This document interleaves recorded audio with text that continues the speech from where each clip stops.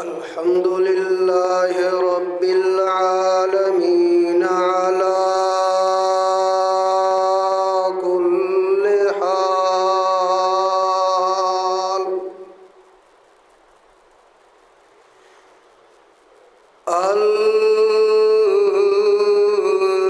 المتصف سبحانه بالعزة والعظمة والقدرة والجلال.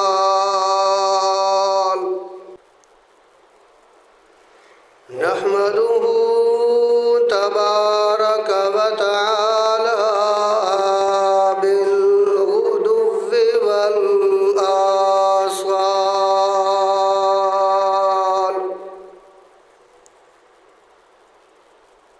وأشهد أن لا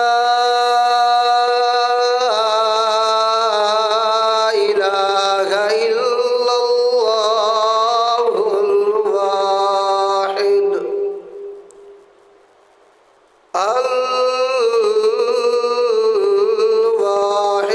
الأحد فالشبيه محال.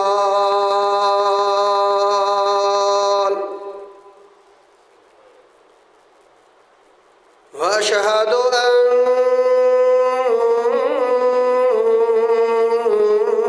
سيدنا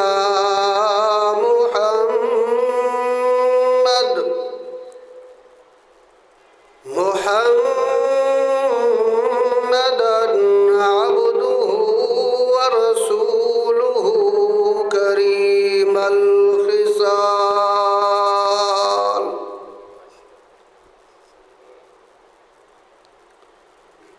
خير البرية أتقاها وأعدلها سيد الرجال.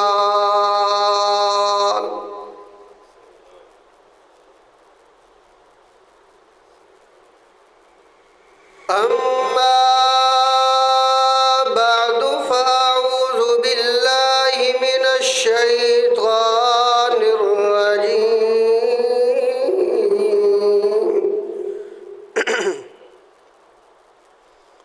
بسم الله الرحمن الرحيم.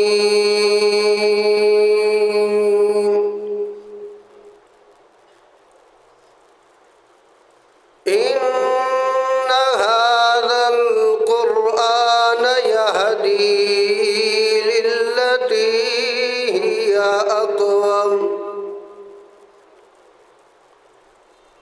سبحان ربك رب العزة عما يصفون وسلام على المرسلين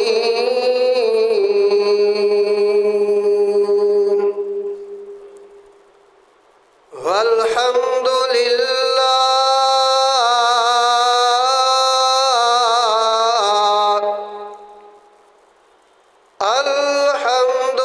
لله أولاً وآخراً.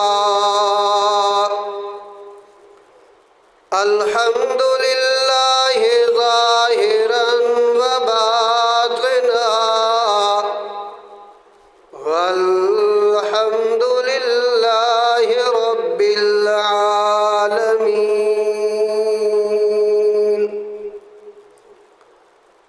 اللهم صل على محمد وعلى آل محمد كما صليت على إبراهيم وعلى آل إبراهيم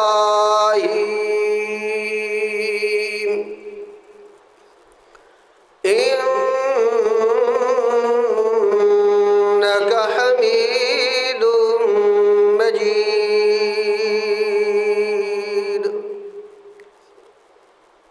اللهم بارك على محمد وعلى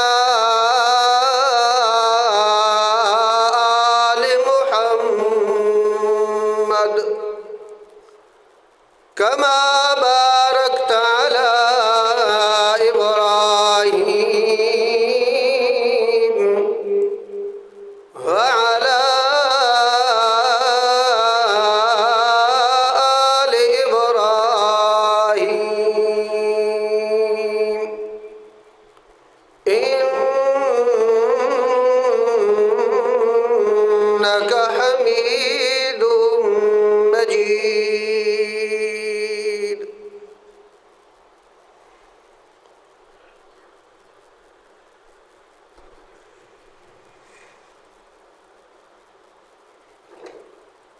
انتہائی قابل قدر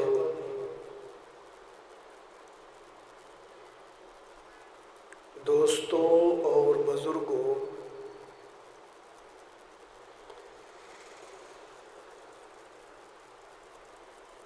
قرآن مقدس کی ایک آیت مبارکہ کا کچھ حصہ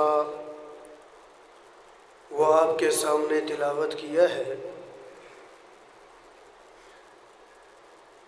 اللہ رب العزت سے دعا ہے کہ اللہ رب العزت مجھے صحیح حق بیان کرنے کی توفیق عطا فرمائے۔ سمجھنے سمجھانے کے بعد اللہ رب العزت مجھے اور آپ کو اس کے مطابق عمل کرنے کی، عقیدہ رکھنے کی توفیق نصیب فرمائے۔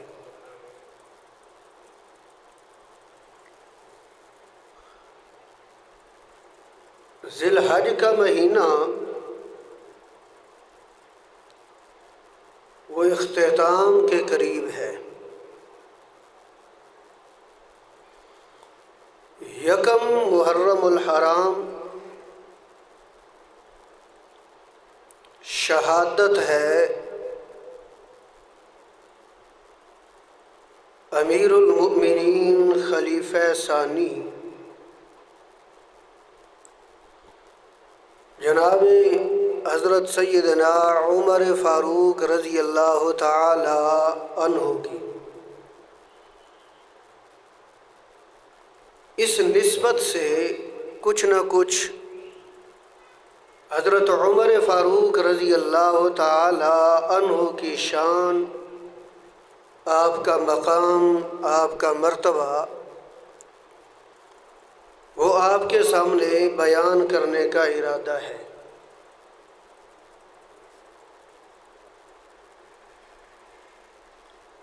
اور کوشش یہ ہوگی کہ آسان الفاظ میں حضرت سیدنا فاروق اعظم عمر بن الخطاب رضی اللہ تعالی عنہ کی عظمت وہ آپ کے سامنے بیان کروں۔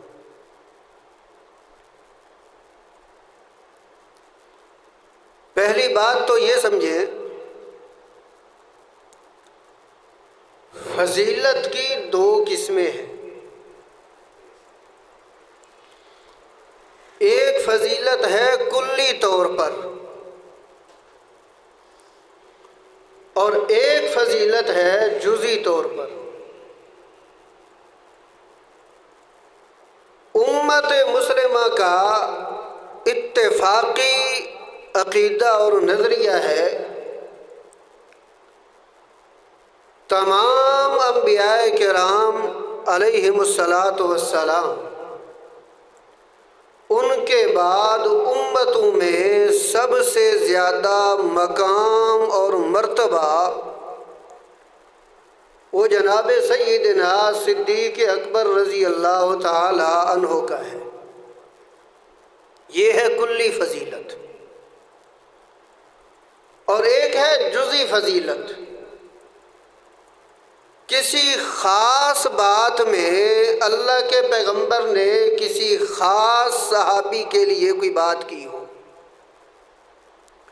اور وہ بات کسی دوسرے صحابی کے لیے نہ کی ہو، یہ ہے جزئی فضیلت۔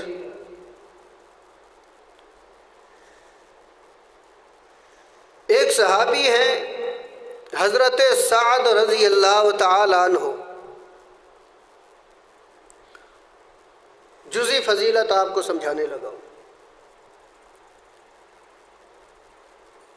جنگ کا موقع ہے، اللہ کے پیغمبر محمد الرسول اللہ صلی اللہ علیہ وسلم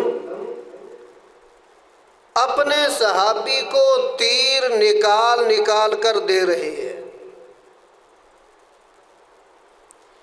اور ساتھ ہی فرما رہے ہیں ارم یا سعد فداک ابی و امی، او کما قال، سعد تو تیر چلا، تیر پھینک دشمن کی طرف، فدا کا ابی و امی، میرے ماں باپ تجھ پر قربان. یعنی ہر صحابی پیغمبر کو کہتا ہے فدا کا ابی و امی، یا رسول اللہ آپ پر میرے ماں باپ قربان ہوں. لیکن سعد کی فضیلت یہ ہے کہ اللہ کے پیغمبر سعد کو کہہ رہے ہیں ارم یا سعد فدا کا ابی و امی، تو دشمن کی طرف تیر پھینک، میں محمد الرسول اللہ کے ماں باپ تجھ پر قربان ہوں. یعنی ایسی فضیلت کسی اور صحابی کو اللہ نے نہیں دی. یہ ہے جزئی فضیلت. اب حضرت عمر فاروق رضی اللہ تعالی عنہ، ان کی شان، ان کا مقام، ان کی عظمت، یہ ہم ایک جزئی فضیلت سے ابتدا کرتے ہیں.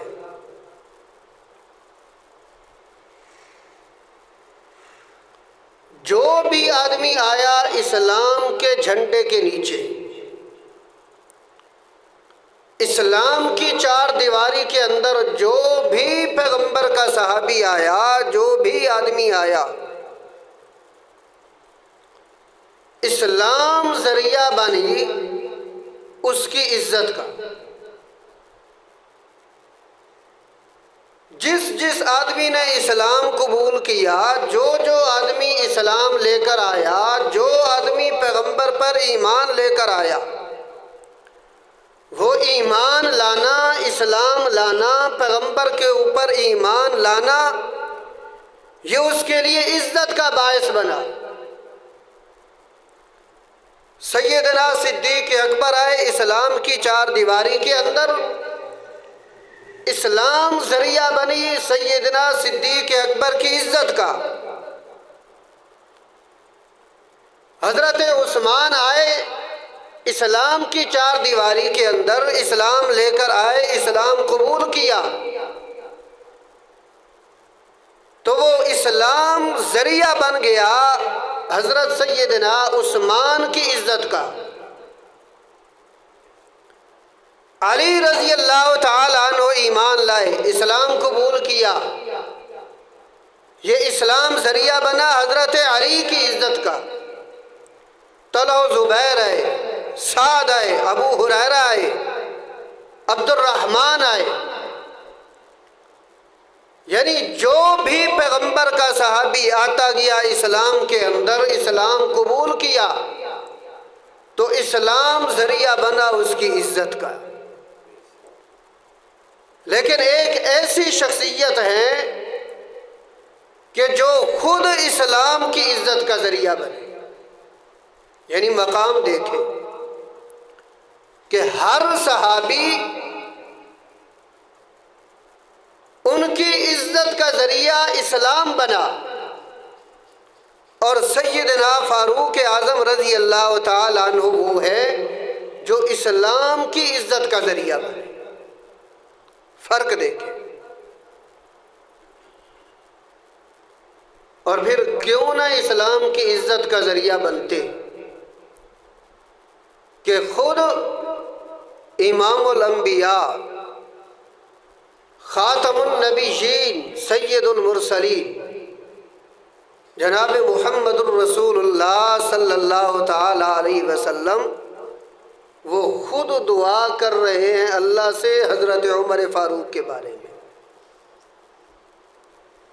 جب دعا کرتے ہیں تو امام الانبیاء دعا کرنے والا ہو، اور پھر بعض روایات کے مطابق بیت اللہ کے قریب کھڑے ہو کر دعا کرنے والے ہوں، تو پھر اللہ نے دعا بھی قبول کی اور سیدنا فاروق اعظم رضی اللہ تعالی عنہ کو اسلام کی عزت کا ذریعہ بنایا.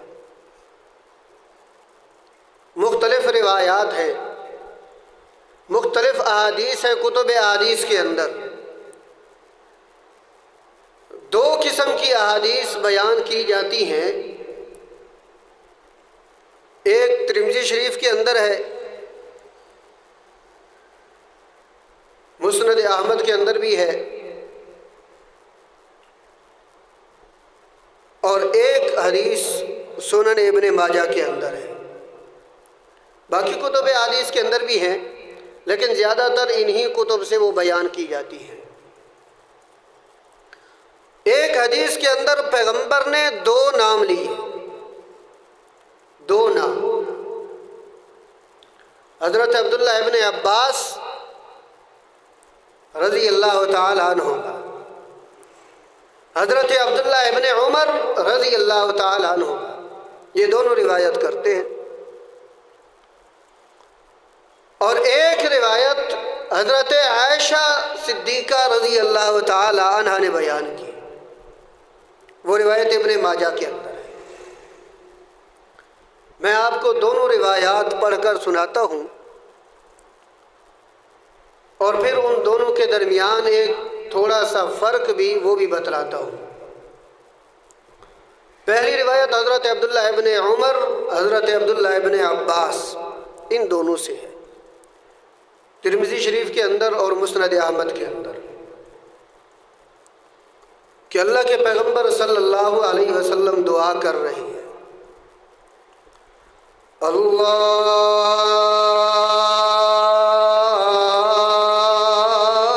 اللہم اعز الاسلام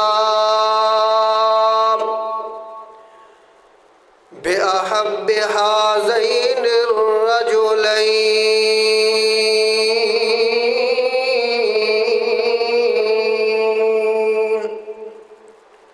الیک۔ اے اللہ، میں پیغمبر دعا کر رہا ہوں، اللہ تجھ سے دعا کر رہا ہوں، تیرے سامنے اپنی حاجت رکھ رہا ہوں، اللہ تیرے سامنے اپنی مشکل رکھ رہا ہوں، اللہ دل کے اندر جو امنگ ہے، دل کے اندر جو خواہش ہے، میں تیرے سامنے رکھ رہا ہوں، کیونکہ اللہ خواہشات کو پوری کرنے والی ذات وہ صرف تیری ہے۔ اگر تیری مرضی ہو جائے تو دل کی خواہشات پوری ہو جاتی ہیں، اور اگر تیری خواہش تیری مرضی نہ ہو اللہ، پھر دل کی خواہشات پوری نہیں ہوتی۔ اس لیے میں امام الانبیاء دعا کر رہا ہوں، اللہم، اللہ میں دعا صرف تجھی سے کر رہا ہوں، تیرے علاوہ اور کسی سے دعا نہیں کر رہا، حالانکہ میں خود امام الانبیاء ہوں، خاتم النبیین ہوں، لیکن اپنی خواہشات پوری کرنا میرے اختیار کے اندر بھی نہیں ہے اللہ، میں بھی اپنی خواہشات کے اندر محتاج ہوں، تو تیرے دروازے کا محتاج ہوں اللہ، اس لیے میں تجھ سے دعا کر رہا ہوں، اللہم اعز الاسلام بأحب هذین الرجلین۔ اللہ میں 2 آدمیوں کے لیے تجھ سے دعا کر رہا ہوں، ان میں سے جو تجھے پیارا ہو، جو تجھے محبوب ہو اللہ، اس کو تو اسلام کی عزت کا ذریعہ بنا دے، اسلام کی بلندی کا ذریعہ بنا دے اللہ، اس کو تو اسلام کی سر بلندی کا ذریعہ بنا دے، اس کے ذریعے سے تو اسلام کو پھیلا دے اللہ، جو تجھے زیادہ محبوب ہو 2 آدمیوں میں سے۔ فرمایا کون سے 2 آدمی ہیں؟ بے ابی جہل او بے عمر بن الخطاب۔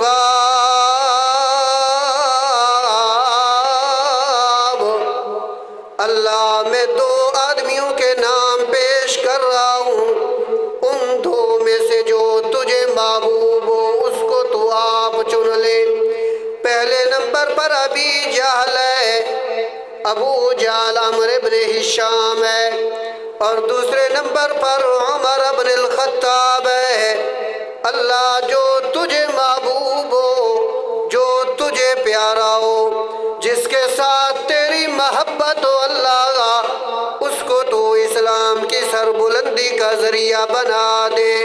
یہ دو نام میں پیش کر رہا ہوں۔ اور پھر فرمایا صحابہ کرام فرماتے ہیں وَكَانَ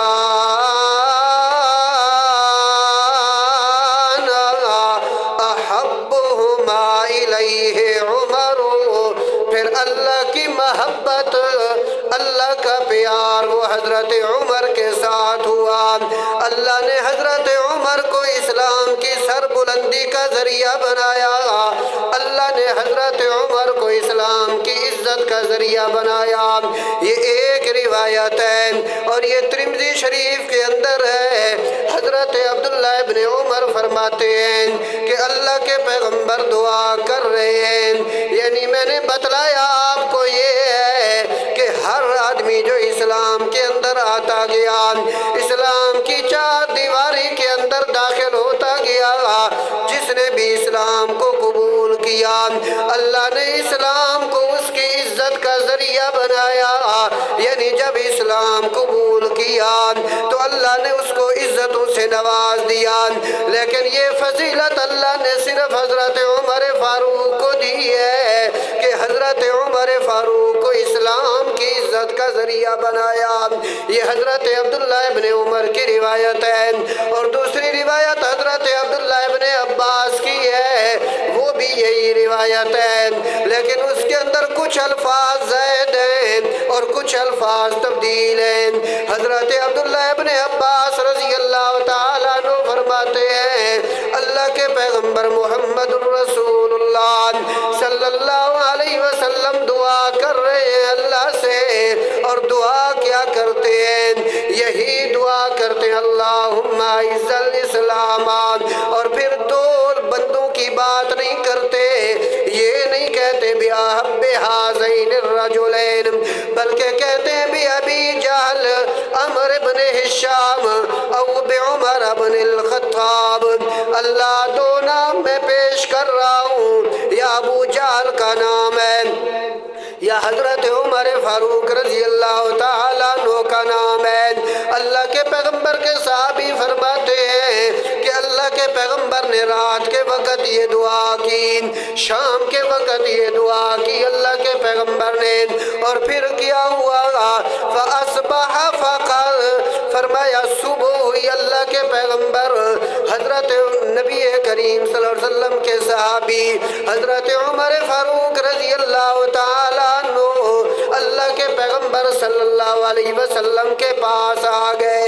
یعنی ایک دن اللہ کے پیغمبر نے دعا کی ہے اور دوسرے دن صبح کے وقت اللہ کے پیغمبر کے صحابی آ گئے حضرت عمر فاروق رضی اللہ تعالیٰ عنہ، اور جس وقت آ گئے فاسلم، پھر فرمایا اسلام قبول کر لیا۔ یہ روایت بھی ترمذی کے اندر بھی موجود ہے اور مسند احمد کے اندر بھی موجود ہے۔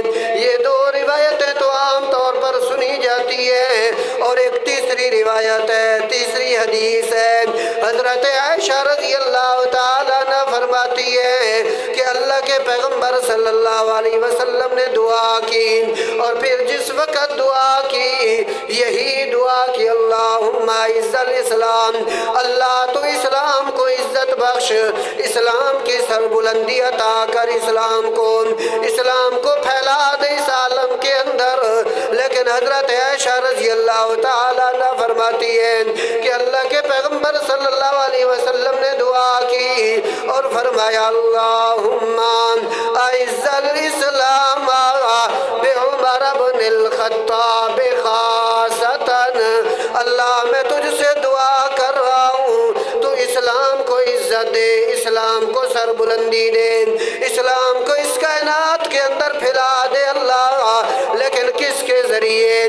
فرمایا بعمر بن الخطاب خاصتاً، صرف عمر بن الخطاب کے ذریعے۔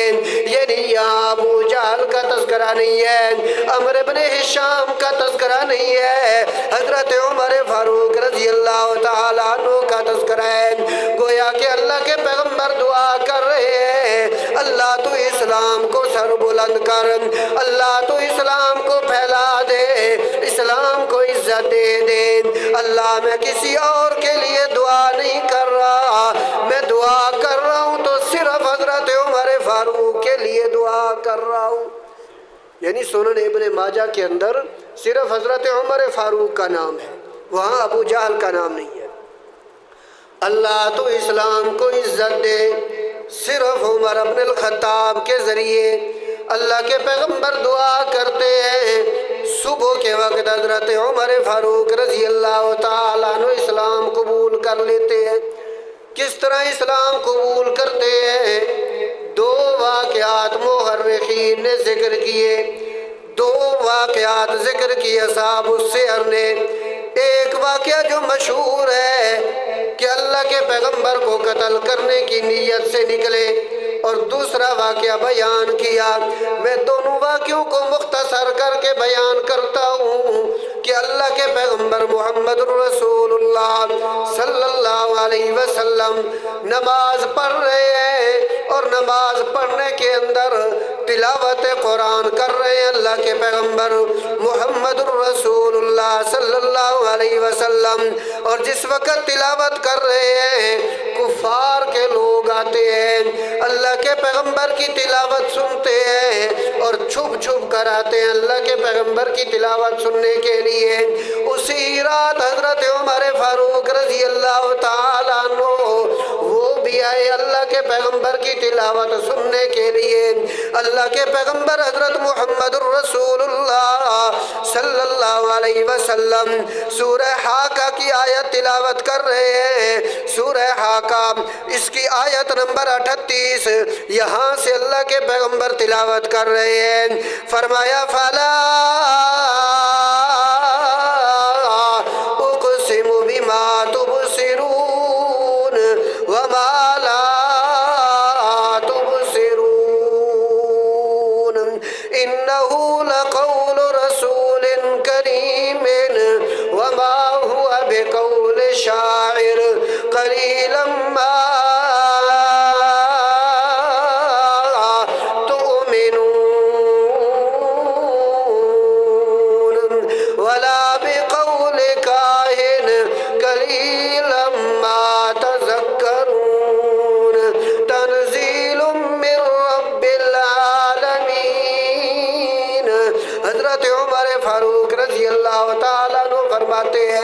جس وقت میں نے اللہ کے پیغمبر کی تلاوت سنی، جس وقت میں نے قرآن سنا، اس وقت میرے ذہن کے اندر آیا یہ جو تلاوت کر رہے ہیں، یہ جو کلام پڑھ رہے ہیں، یہ اللہ کی طرف سے نازل شدہ کلام نہیں ہے، یہ کلام اللہ نے نازل نہیں کیا، اللہ کی طرف سے یہ کلام اتارا نہیں گیا۔ محمد الرسول اللہ جو کہتے ہیں کہ یہ اللہ نے میری طرف وحی کی ہے، اللہ نے مجھے یہ وحی بھیجی ہے، اللہ نے مجھے یہ کلام بھیجا ہے، معاذ اللہ اللہ کے پیغمبر ایسے ہی کہتے ہیں یہ اللہ کے پیغمبر کی طرف یہ کلام نہیں بھیجا گیا۔ جس وقت میرے ذہن کے اندر یہ بات آئی، میرے دل کے اندر یہ بات آئی، میرے دماغ کے اندر یہ بات آئی، میں نے یہ سوچا کہ یہ اللہ کا کلام نہیں ہے۔ فوراً میرے ذہن کے اندر آیا اگر یہ اللہ کا کلام نہیں ہے، اللہ کی طرف سے بھیجی ہوئی وحی نہیں ہے، اللہ کی طرف سے نازل شدہ کتاب نہیں ہے، تو پھر یہ کس کا کلام ہے؟ میرے ذہن کے اندر آیا یہ تو شاعروں کا کلام ہے، کیونکہ عرب کے اندر کافی شعراء ہیں، عرب کے اندر شعراء کے مقابلے ہوتے ہیں۔ حسن نے فرمایا یہ مقابلہ ہوتا ہے، مشاعرہ ہوتا ہے، اس لیے شاعروں کا کلام ہے، اللہ کی طرف سے نازل ہونے والا یہ کلام نہیں ہے۔ جب میرے ذہن کے اندر یہ بات آئی تو اللہ کے پیغمبر محمد رسول اللہ صلی اللہ تعالی علیہ وسلم فوراً آیات پڑھنے لگے، ما ہوا بقول شاعر قلیلا ما تؤمنون۔ یہ شاعر کا کلام نہیں ہے، لیکن پھر بھی اس کے اوپر ایمان والے بہت کم ہیں۔ حضرت عمر فاروق فرماتے ہیں جب میرے ذہن کے اندر یہ بات آئی، ادھر فوراً محمد رسول اللہ صلی اللہ علیہ وسلم نے یہ آیت آیت پڑھی ما ہوا بقول شاعر، یہ شاعر کا کلام نہیں ہے۔ فوراً میرے ذہن کے اندر آیا کہ جب یہ شاعر کا کلام نہیں ہے، بات تو وہی ہے کہ یہ اللہ کی طرف سے بھی نازل ہونے والی کتاب نہیں ہے، اللہ نے یہ وحی نازل نہیں کی۔ اور پھر میرے ذہن کے اندر آیا کہ اگر یہ شاعروں کا کلام نہیں ہے پھر یہ کلام کس کا ہے؟ فوراً میرے ذہن کے اندر آیا یہ کاہنوں کا کلام ہے، یہ فرمایا نجومیوں کا کلام ہے، یہ محمد ابن عبداللہ نجومیوں سے سیکھتا ہوگا، یہ نجومیوں کی شاگردی حاصل کرتا ہوگا، نجومی اس کو کلام سکھاتے ہوں گے، پھر یہ لوگوں کو سناتا ہوگا۔ میرے ذہن کے اندر یہ بات آئی، اللہ کے پیغمبر نے فوراً آیات تلاوت کی وَلَا بِقَوْلِ كَاهِنٍ، یہ کاہنوں کا کلام بھی نہیں ہے، قَلِيلًا مَا تَذَكَّرُونَ، لیکن پھر بھی اس سے بہت ہی کم لوگ ہیں جو نصیحت حاصل کرتے ہیں۔ حضرت عمر فاروق فرماتے ہیں جب میرے ذہن کے اندر یہ دو باتیں آئیں، یہ شاعروں کا کلام ہے، اللہ کے پیغمبر نے آیت تلاوت کی ما ہوا بقول شاعر، میرے ذہن کے اندر آیا یہ کاہنوں کا کلام ہے، اللہ کے پیغمبر نے آیت تلاوت کی ولا بقول کاہن، یہ کاہنوں کا کلام نہیں ہے۔ جب میرے دونوں اعتراضوں کا جواب مجھے مل گیا، جب میرے دونوں سوالوں کا جواب مجھے مل گیا، پھر میرے ذہن کے اندر یہ بات آئی اگر یہ شاعروں کا کلام نہیں ہے، اگر یہ کاہنوں کا کلام نہیں ہے، پھر یہ کس کا کلام ہے؟ کس نے یہ کلام اتارا؟ کس سے اللہ کے پیغمبر محمد الرسول اللہ یعنی محمد ابن عبداللہ کس سے سیکھتے ہیں، کس سے علم حاصل کرتے ہیں؟ جب میرے ذہن کے اندر یہ بات آئی، اللہ کے پیغمبر محمد الرسول اللہ صلی اللہ تعالی علیہ وسلم نے فوراً آیت تلاوت کی تنزیل من رب العالمین۔ جب یہ شاعروں کا کلام نہیں ہے، کاہنوں کا کلام نہیں ہے، نجومیوں کا کلام نہیں ہے، پھر یہ کس کا کلام ہے؟ فرمایا تنزیل تنزیل تنزیل، یہ نازل کی ہوئی ہے کس کی طرف سے؟ فرمایا من رب العالمین، اس رب العالمین کی طرف سے نازل کی گئی ہے۔ اللہ کے پیغمبر کے صحابی فرماتے ہیں جب یہ بات میں نے سنی، جب یہ آیات میں نے اس طرح پے در پے سنی، لگاتار یہ آیات سنی، ادھر میرے ذہن کے اندر ایک بات آتی، میرے ذہن کے اندر ایک اعتراض آتا، ادھر اللہ کے پیغمبر تلاوت کرتے، پھر میرے ذہن کے اندر دوسرا اعتراض آتا، اللہ کے پیغمبر دوسری آیت تلاوت کرتے، پھر میرے ذہن کے اندر تیسرا اعتراض آیا، اللہ کے پیغمبر نے تیسری آیت تلاوت کر دی۔ فرمایا جس وقت یہ بات سنی میں نے، جس وقت یہ آیات میں نے سنی، اسی وقت میرے دل کے اندر اسلام جگہ کر گیا، اسی وقت میرے دل کے اندر اسلام آ گیا، میں نے دل سے اسلام قبول کر لیا۔ پھر جب صبح کا وقت ہوا، میں اللہ کے پیغمبر محمد الرسول اللہ صلی اللہ علیہ وسلم کے پاس گیا اور میں نے اللہ کے پیغمبر کو کہا ہے اللہ کے پیغمبر اپنا ہاتھ مبارک آگے بڑھائیں، میں آپ کے ہاتھ کے اوپر کلمہ اسلام پڑھنا چاہتا ہوں، میں اسلام کی چار دیواری کے اندر داخل ہونا چاہتا ہوں، میں اسلام قبول کرنا چاہتا ہوں۔ یہ حضرت عمر فاروق رضی اللہ تعالیٰ عنہ یہ خود بیان کرتے ہیں، سیرت ابن ہشام کے اندر یہی روایت ہے، سیرت ابن اسحاق کے اندر یہی روایت ہے، ابن حلبیہ کے اندر بھی یہی روایت ہے، لیکن ابن ہشام کے اندر صرف یہی روایت ہے کہ حضرت عمر فاروق رضی اللہ تعالیٰ عنہ وہ فرماتے ہیں میں نے یہ آیات سنی، جب میں نے آیات سنی اللہ کے قرآن کی، اس وقت میرے دل کے اندر اسلام آ گیا، اس وقت میرے دل کے اندر اسلام نے جگہ بنا لی۔ کیوں نہیں اسلام جگہ بناتا؟ کیونکہ اللہ کا قرآن کہتا ہے ان ھذا القرآن یہدی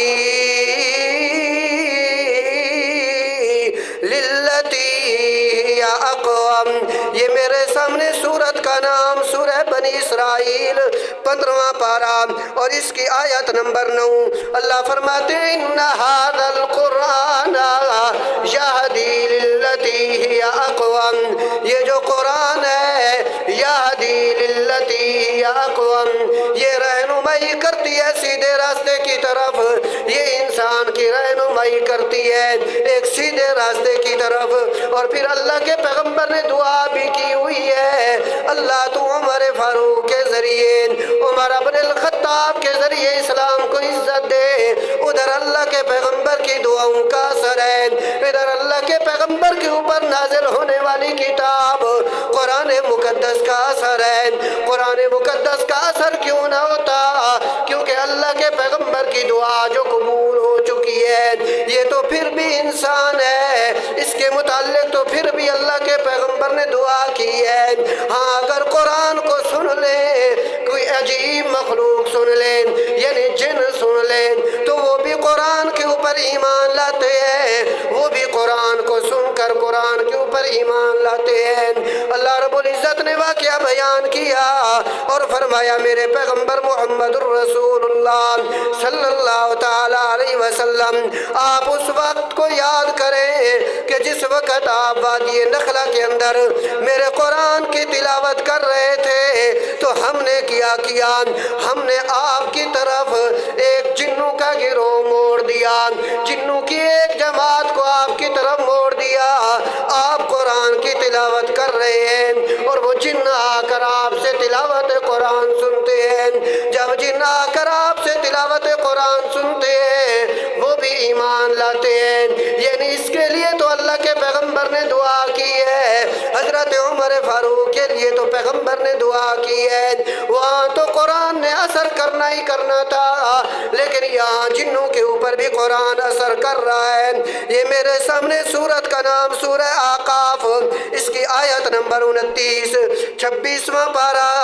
اللہ فرماتے ہیں اذ صرفنا الیک نفرا من الجن یستمعون القرآن،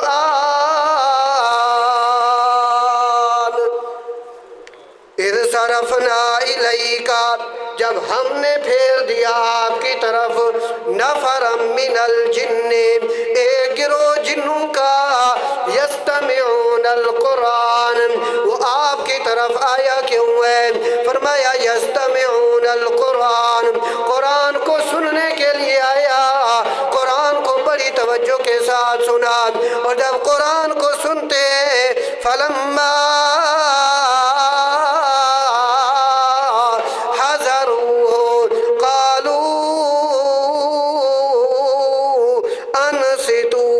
فرمایا جس وقت وہ حاضر ہوئے تو ایک دوسرے کو کہنے لگے خاموش ہو جاؤ۔ قرآن سنا تو ایک دوسرے کو کیا کہنے لگے؟ خاموش ہو جاؤ، انصتو، خاموش ہو جاؤ۔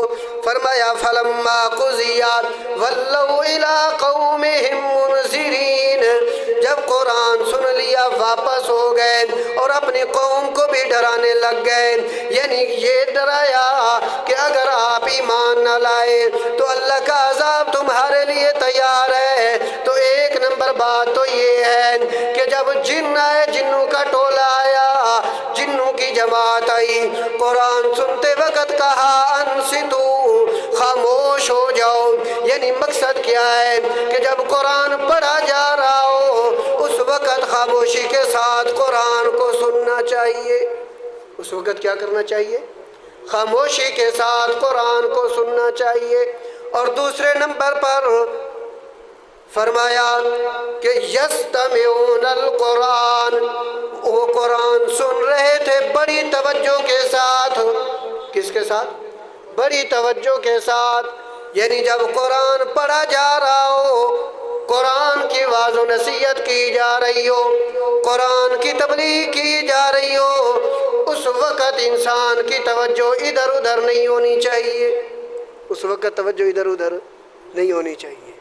یہ نہیں ہو کہ آیا ہوا ہے مسجد کے اندر نماز پڑھ رہا ہے، آیا ہوا ہے مسجد کے اندر بیان سن رہا ہے، آیا ہوا ہے مسجد کے اندر قرآن سن رہا ہے، اور پھر دماغ کہاں ہے؟ دکانوں کے اوپر، ذہن کہاں کیا ہوا ہے؟ گھر کے اندر۔ ذہن کہاں گیا ہوا ہے؟ کھیل کود کے اندر۔ فرمایا اس طرح نہیں کرنا، بلکہ یستمعون القرآن، جب قرآن پڑھا جا رہا ہو تو اس وقت توجہ کے ساتھ قرآن سننا ہے۔ اس وقت خالی و ذہن ہو کر جب مسجد کے اندر آ گیا تو پھر دکان کی سوچ، مکان کی سوچ، گھر کی سوچ، بچوں کی سوچ، کھیل کود کی سوچ، تجارت کی سوچ، ان سب سوچوں اور فکروں کو گھر رکھ کر آنا چاہیے، اور مسجد کے اندر آ کر اگر توجہ کی جائے تو قرآن مقدس کی طرف توجہ کیا جائے۔ فَلَمَّا حَضَرُوهُ قَالُوا أَنصِتُوا فَلَمَّا قُضِيَ وَلَّوْا إِلَىٰ قَوْمِهِمْ مُنذِرِينَ، آ کر اپنی قوم کو ڈرانے لگے۔ کیسے ڈراتے ہیں؟ یا قومنا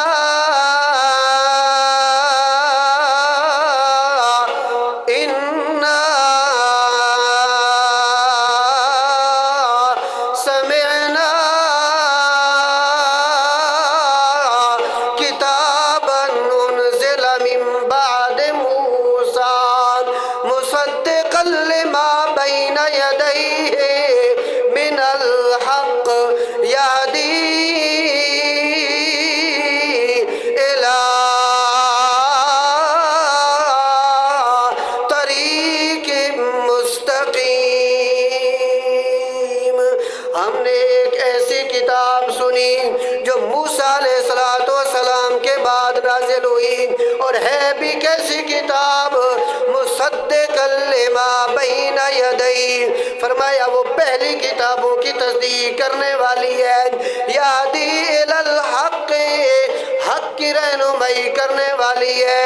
اور دوسرے مقام پر فرمایا فآمنا بہ، ہم نے جب اس قرآن کو سنا ہم اس قرآن کے اوپر ایمان لائے۔ یعنی توجہ کے ساتھ اگر قرآن سن لیا جائے، توجہ کے ساتھ اگر اللہ کی کتاب سن لی جائے، توجہ کے ساتھ اگر اللہ کا پیغام سن لیا جائے، توجہ کے ساتھ اگر پیغمبر کا کتاب سن لیا جائے، پھر انسان تو اپنی جگہ پر رہ گئے، اگر جن بھی سن لیں اللہ ان کو بھی ہدایت دے دیتا ہے۔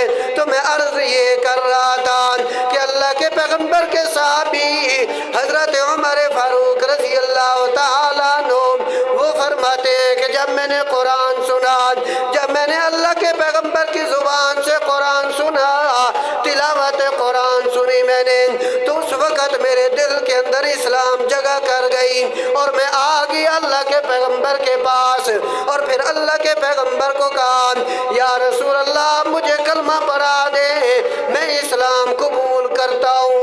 ایک روایت یہ بیان کی گئی ہے، ایک واقعہ یہ بیان کیا گیا ہے کہ اللہ کے پیغمبر کے صحابی اسلام لائے اس طرح، اور دوسرا واقعہ یہ بیان کیا گیا کہ سارے کفار اکٹھے ہیں، بڑے بڑے سردار اکٹھے ہیں، ان میں ابو جہل بھی ہے، ان میں ابو لہب بھی ہے، ان میں عتبہ اور عتیبہ بھی ہے، ان میں شعبہ بھی ہے، مختلف کفار اکٹھے ہیں، اور اکٹھے ہو کر مشورہ کر رہے ہیں کہ کوئی تو ایسا آدمی ہو جو اللہ کے پیغمبر محمد الرسول اللہ کو قتل کر دے، شہید کر دے، جب وہ شہید کر دے گا ہم ان کو فلاں انعام دیں گے، اتنا انعام دیں گے، اتنے اونٹ دینے ہیں ہم نے، اتنے دینار اور درہم دیں گے ہم۔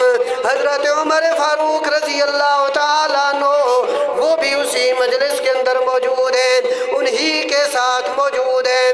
حضرت عمر فاروق فرماتے ہیں جب یہ بات سامنے آئی میں نے کہا ہاں میں ہی قتل کروں گا اللہ کے پیغمبر کو، میں ہی محمد ابن عبداللہ کو قتل کروں گا، کیونکہ اس نے رشتوں کو ایک دوسرے سے جدا کر دیا ہے، باپ کو بیٹے سے جدا کیا ہوا ہے، بھائی کو بھائی سے جدا کیا ہوا ہے، بیٹے کو ماں سے جدا کیا ہوا ہے، بہن اور بھائیوں کو جدا کیا ہوا ہے، آپس کے کے رشتے ختم کر دیے، میں محمد ابن عبداللہ کو قتل کر دوں گا۔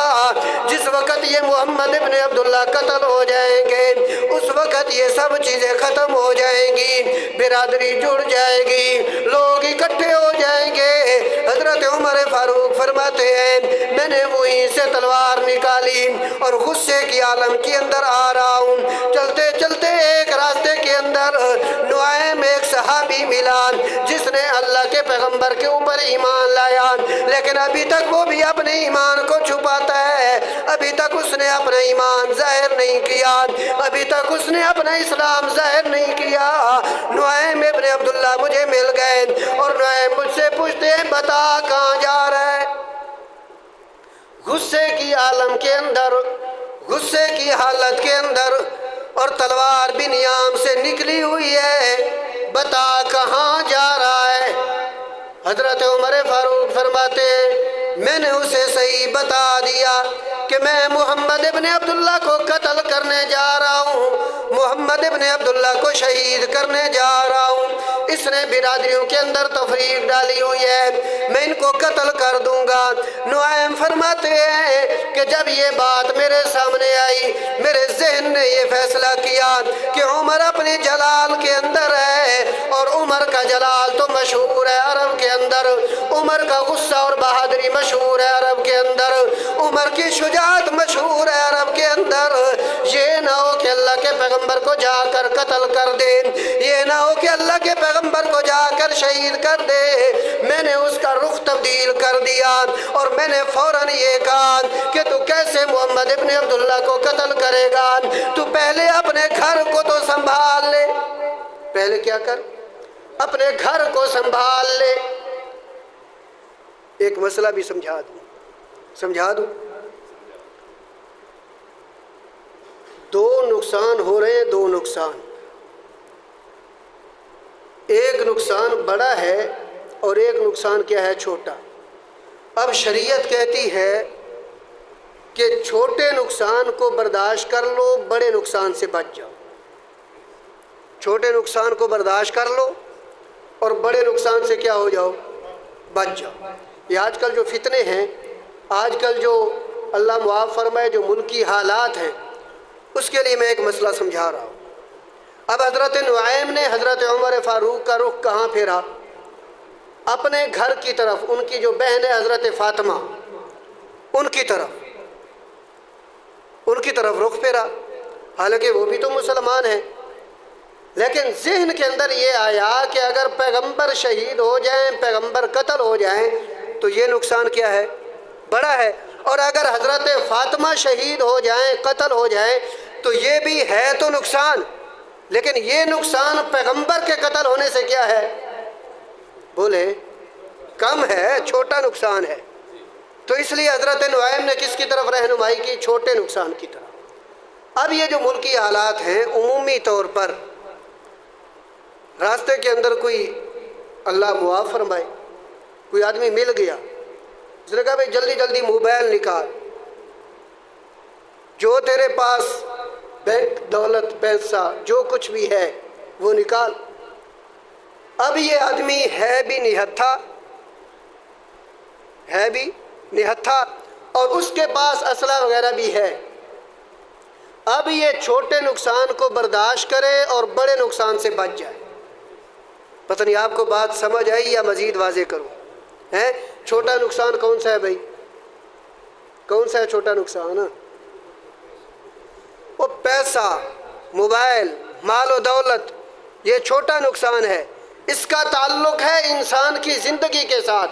اگر انسان کی زندگی بچ گئی تو پیسہ تو پھر بھی آ سکتا ہے، موبائل، مال و دولت وہ پھر بھی آ سکتے ہیں، لیکن اگر انسان ہی چلا جائے تو پھر وہ موبائل، بیلنس، پیسہ وہ بھی گیا اور انسان کی جان بھی گئی۔ اب شریعت ہماری رہنمائی کرتی ہے کہ اب تم یہ چھوٹا نقصان برداشت کر لو، بڑے نقصان کی طرف نہ جاؤ۔ سمجھ آ گئی؟ یہ واقعات محض واقعات نہیں ہوتے بلکہ ان سے کچھ سبق بھی ملتے ہیں، ان کو ذہن میں رکھا کریں۔ حضرت عمر فاروق رضی اللہ تعالیٰ عنہ پوچھتے ہیں بھئی ہمارا گھر کون سا؟ کون ہے؟ نعیم ابن عبداللہ فرماتے ہیں کہ آپ کی جو بہن ہے حضرت فاطمہ، انہوں نے بھی اسلام قبول کر لیا ہے، وہ بھی اللہ کے پیغمبر کا کلمہ پڑھنے والی ہیں۔ اور خباب ابن ارت، وہ ان کو قرآن کی تعلیم دیتے ہیں۔ ادھر رخ موڑ دیا حضرت عمر کا اللہ کے پیغمبر کے صحابی نے۔ جب چلتے ہیں تو چلتے چلتے وہاں گھر پہنچ جاتے ہیں، دروازہ کھٹکھٹاتے ہیں، غصے کے عالم کے اندر سے آواز آ رہی ہے، کسی اجنبی کلام کی آواز آ رہی ہے، کسی اجنبی کلام کی آواز آ رہی ہے، اندر سے آواز آ رہی ہے۔ چونکہ پہلے پتہ تو چل گیا ہے کہ میری جو بہن ہے وہ بھی اسلام قبول کر چکی ہے۔ حضرت فاطمہ رضی اللہ تعالیٰ عنہ، ان کو بھی پتہ چل چکا ہے کہ باہر آئے ہوئے ہیں میرے بھائی عمر، اور وہ جب بھی آتے ہیں تو خیر سے نہیں آتے۔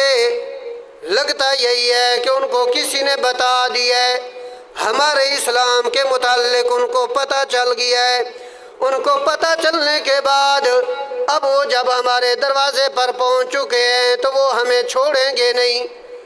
فوراً فرمایا وہ قرآن مقدس کے اوراق اور اپنے قاری حضرت خباب ان کو چھپا دیا، اور پوچھتی ہیں کون ہے دروازہ کھٹکھٹانے والا، کون دروازہ کھٹکھٹا رہا ہے، کون ہے دروازے کے اوپر، کیا مسئلہ ہے؟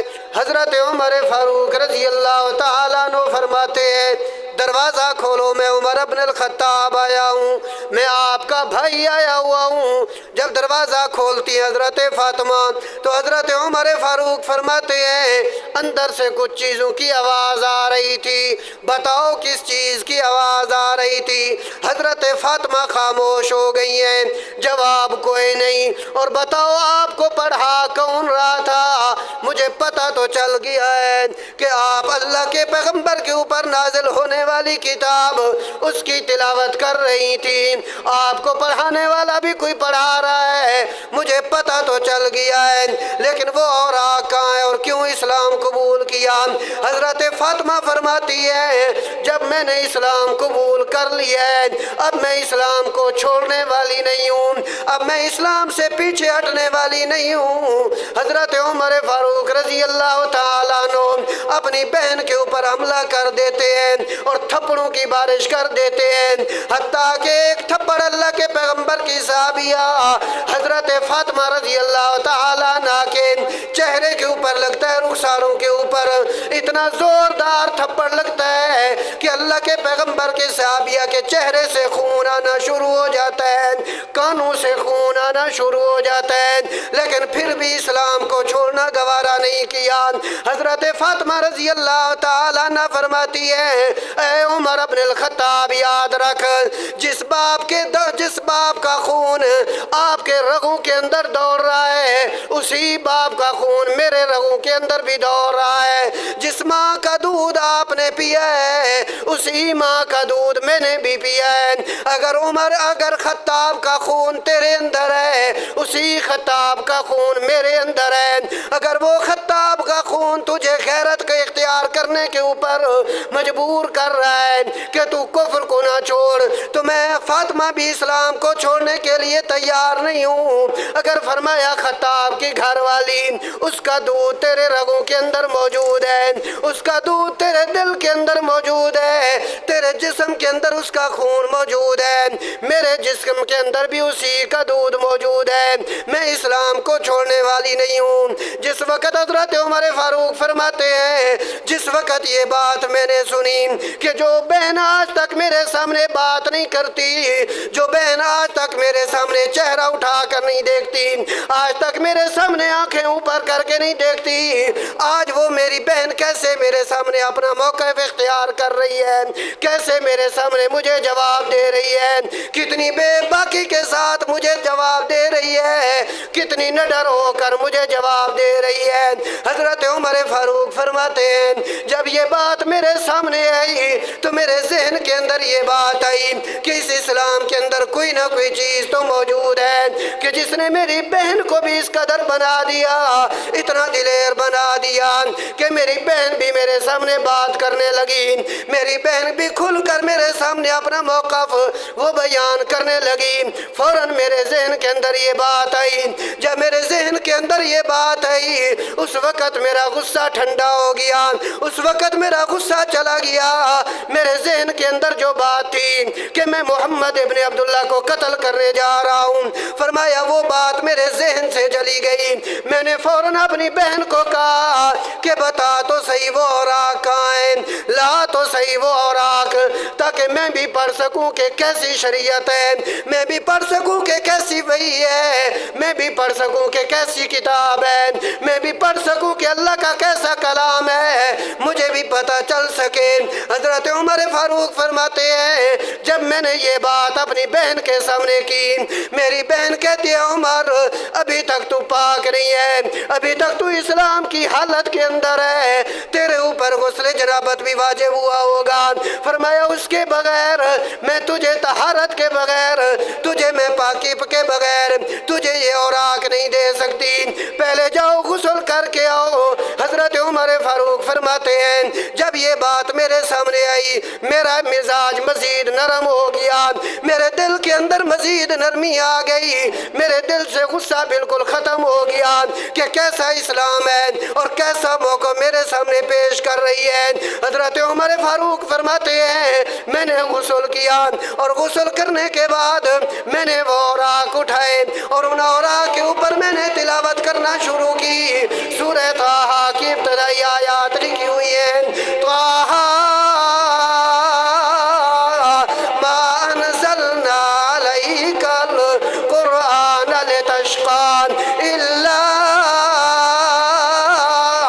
تذکرۃ لمن یخشى تنزیلا ممن خلق الارض والسماوات العلی الرحمن علی العرش استوى له ما في السماوات وما في الارض وما بینہما وما تحت الثرى۔ فرمایا میں نے جب یہ آیات تلاوت کی، حضرت فاطمہ نے مجھے یہ آیات سنائی، میرے دل کے اندر اسلام جگہ کر گیا۔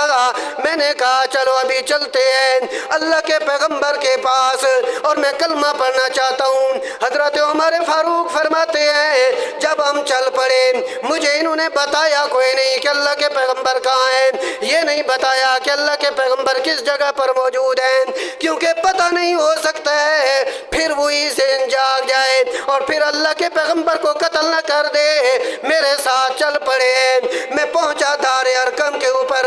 جب میں پہنچا دار ارقم کے دروازے کے اوپر میں نے دروازہ کھٹکھٹایا اور اندر حضرت حمزہ رضی اللہ تعالیٰ عنہ اللہ کے پیغمبر بھی بیٹھے ہوئے ہیں، پیغمبر کے صحابہ کرام بھی بیٹھے ہوئے ہیں۔